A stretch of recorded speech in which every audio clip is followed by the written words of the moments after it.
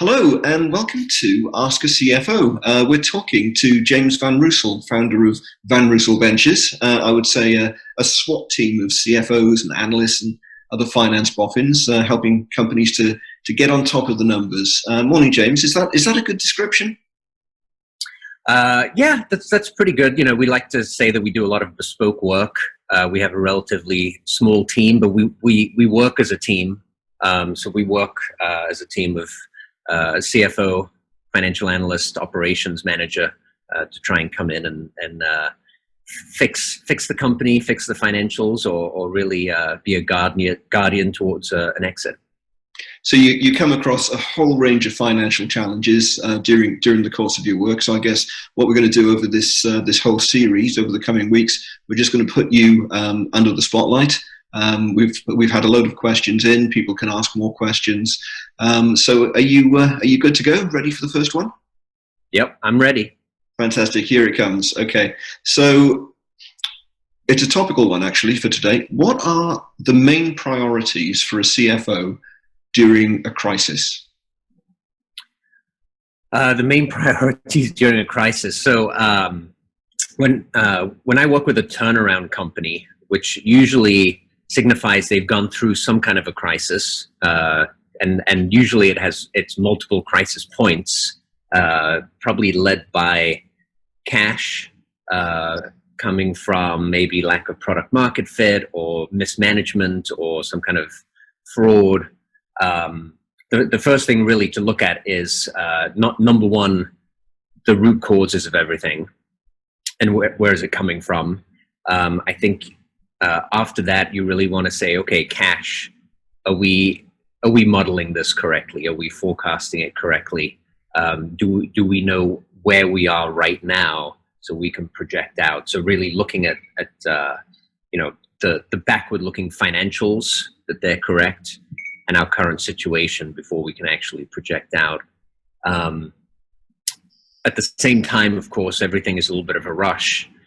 So you definitely want to be looking at expenses. The one thing you can control is how much you spend. What you can't control as much is how much income you have from sales.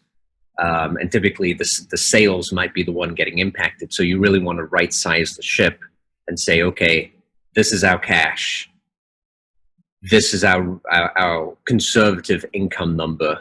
So given our old expenses, this is when we're going to run out. So what is the new expense we need to get? So it's a little bit of a plug number, and then you need to get to that plug number. How much of that is a finger in the wind, do you think?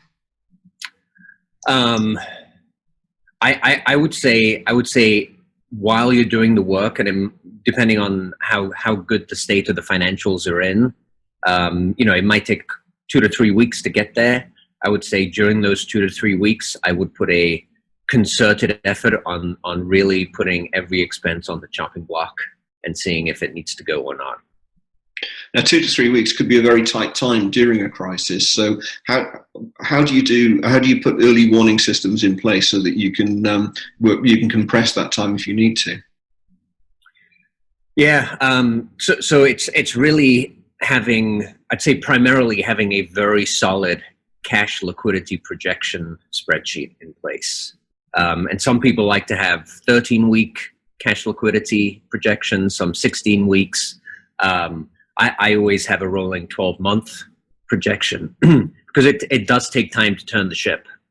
So you'll have, so if you can see that, 7 months from now, for some reason, your cash is dipping, you have 5 months to correct it.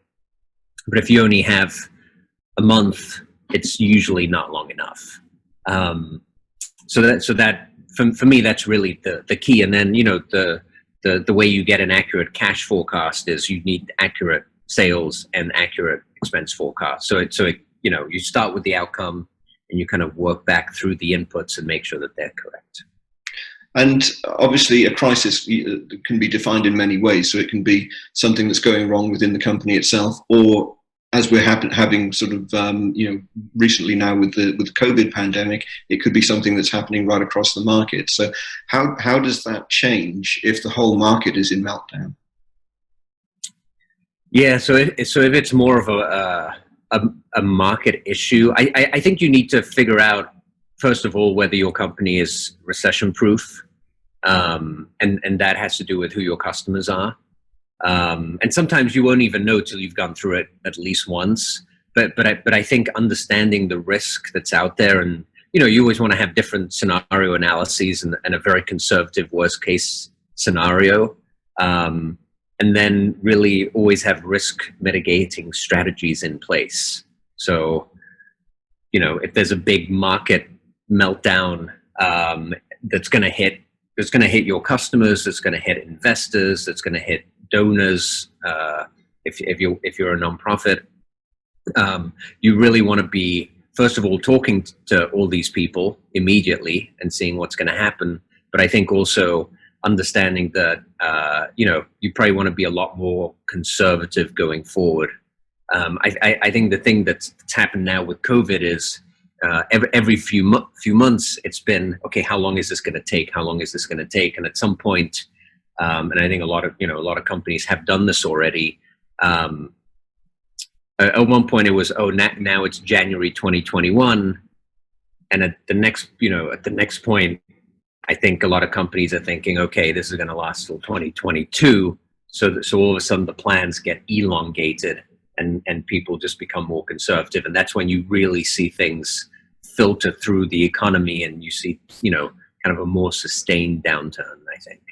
At what point do investors just run out of patience with this? I don't think it depends if it's new investments or if it's trying to solidify up an existing investment. I think new investments, there's a price for everything. So I think investors are still investing. I think it takes longer. There's smaller amounts because of risk management, but they can get a lot of companies at lower valuations, which is attractive. So I think there's always this supply demand balance going on. For existing companies, I think it's just continuously reevaluating the investments. But typically, new investments do dry up quite a bit because there's more money that's needed to go back into existing investments. So if I'm a CEO, then what's the single most important thing that I can do to keep my investors on side? Communicate with them transparently and frequently.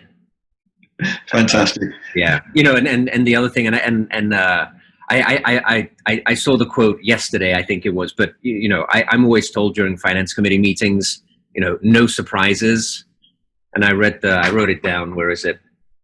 People prefer bad news over surprises. So it's better to come out and tell the bad news early than surprise people later on with it. So. That's a great quote to wind that up with. Thanks very much, James. So now this is my bit to camera. So thanks. We'll be back with James again next time. And if you want to ask a question, just put it in the comments below or tweet hashtag #AskACFO. We will put it to James, and we'll see you next time. Okay. Thank you. Thanks, James.